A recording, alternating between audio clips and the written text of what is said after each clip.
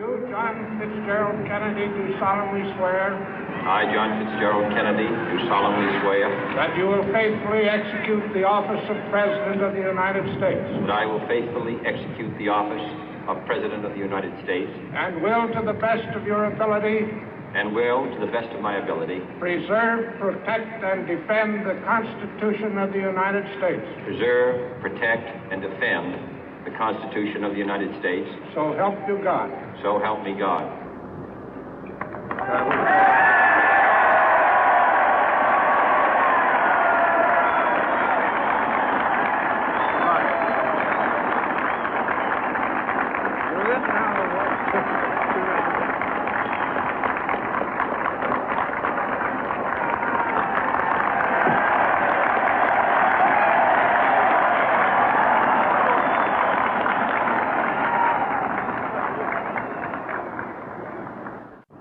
Vice President Johnson, Mr. Speaker, Mr. Chief Justice, President Eisenhower, Vice President Nixon, President Truman, Reverend clergy, fellow citizens.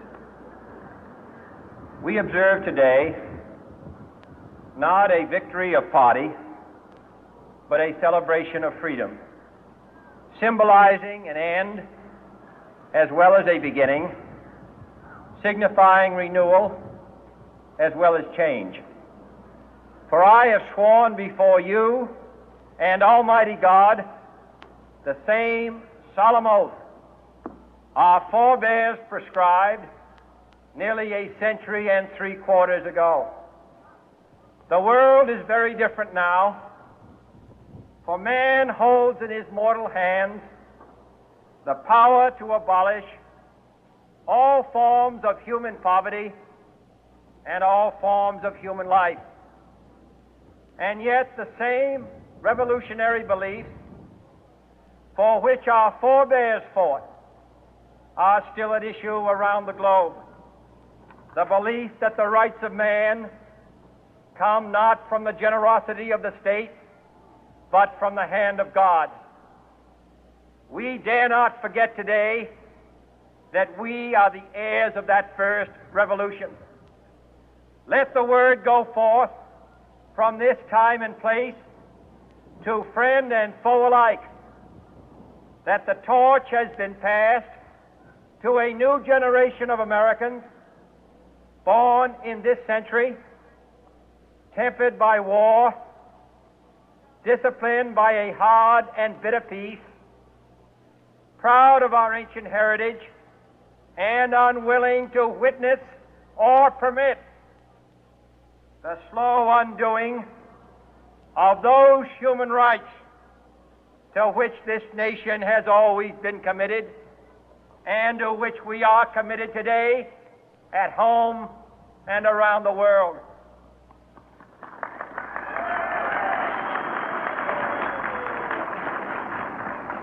Let every nation know, whether it wishes us well or ill, that we shall pay any price, bear any burden, meet any hardship, support any friend, oppose any foe to assure the survival and the success of liberty.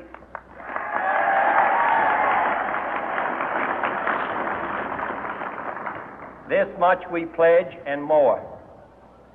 To those old allies whose cultural and spiritual origins we share, we pledge the loyalty of faithful friends. United, there is little we cannot do in a host of cooperative ventures. Divided, there is little we can do, for we dare not meet a powerful challenge at odds and split asunder. To those new states whom we welcome to the ranks of the free, we pledge our word that one form of colonial control shall not have passed away merely to be replaced by a far more iron tyranny. We shall not always expect to find them supporting our view, but we shall always hope to find them strongly supporting their own freedom, and to remember that in the past, those who foolishly sought power by riding the back of the tiger ended up inside.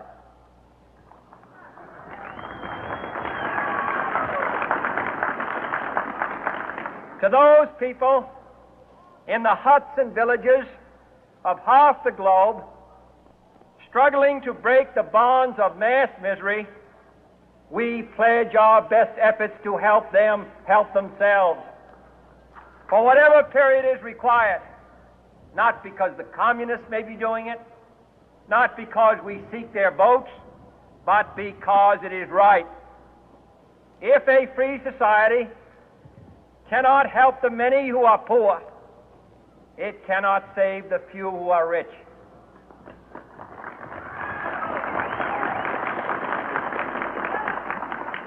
To our sister republics south of our border, we offer a special pledge to convert our good words into good deeds, in a new alliance for progress, to assist free men and free governments in casting off the chains of poverty. But this peaceful revolution of hope cannot become the prey of hostile powers. Let all our neighbors know that we shall join with them to oppose aggression or subversion anywhere in the Americas. And let every other power know that this hemisphere intends to remain the master of its own house.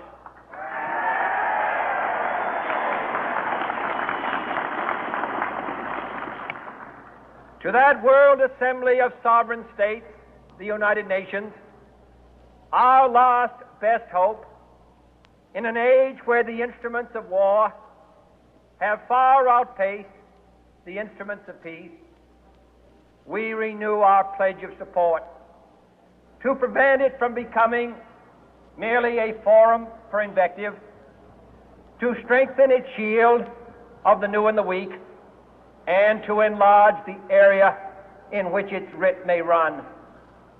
Finally, to those nations who would make themselves our adversary, we offer not a pledge, but a request that both sides begin anew the quest for peace. Before the dark powers of destruction, unleashed by science, engulf all humanity in planned or accidental self-destruction, we dare not tempt them with weakness, for only when our arms are sufficient beyond doubt can we be certain beyond doubt that they will never be employed. But neither can two great and powerful groups of nations take comfort from our present course, both sides overburdened by the cost of modern weapons, both rightly alarmed by the steady spread of the deadly atom, yet both racing to alter that uncertain balance of terror that stays the hand of mankind's final war. So let us begin anew, remembering on both sides that civility is not a sign of weakness, and sincerity is always subject to proof. Let us never negotiate out of fear, but let us never fear to negotiate.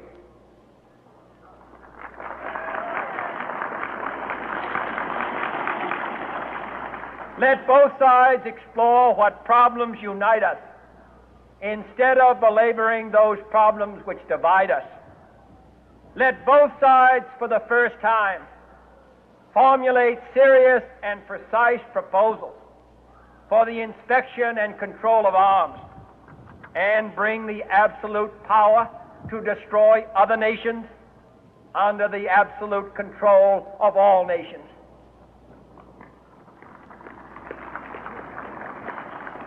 Let both sides seek to invoke the wonders of science instead of its terrors.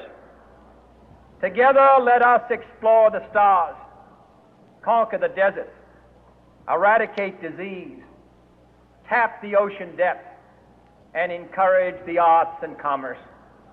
Let both sides unite to heed in all corners of the earth the command of Isaiah to undo the heavy burden and let the oppressed go free.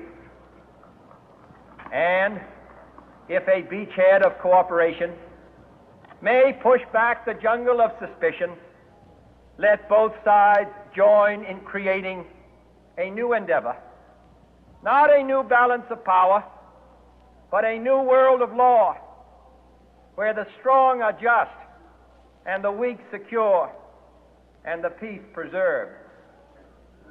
All this will not be finished in the first 100 days, nor will it be finished in the first 1,000 days, nor in the life of this administration, nor even perhaps in our lifetime on this planet. But let us begin.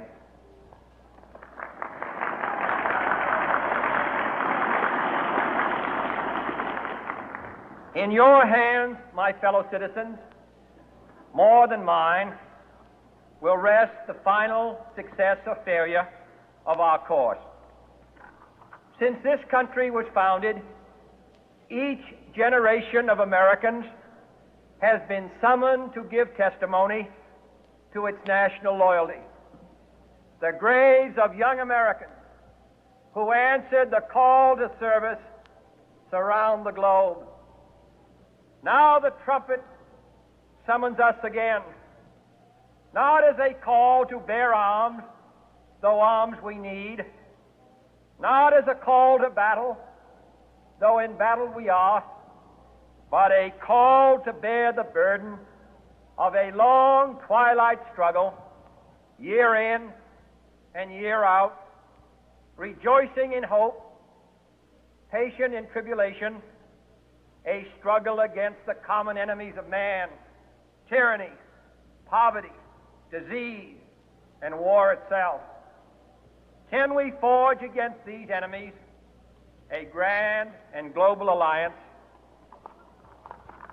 north and south, east and west, that can assure a more fruitful life for all mankind? Will you join in that historic effort?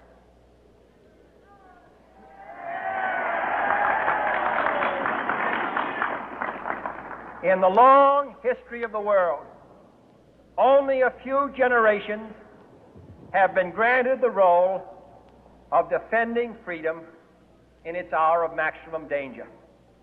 I do not shrink from this responsibility. I welcome it.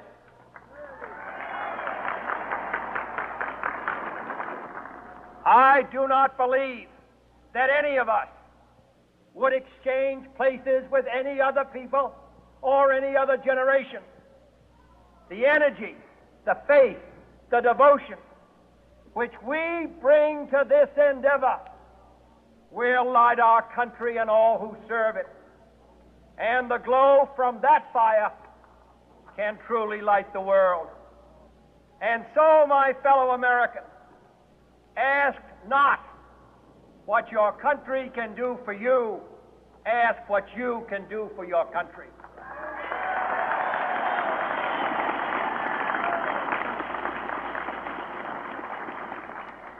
My fellow citizens of the world, ask not what America will do for you, but what together we can do for the freedom of man.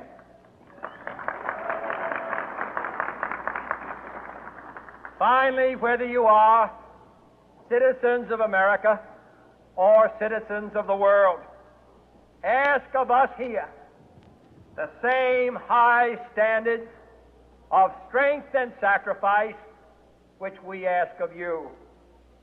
With a good conscience, our only sure reward, with history the final judge of our deeds, let us go forth to lead the land we love, asking His blessing and His help, but knowing that here on earth, God's work must truly be our own.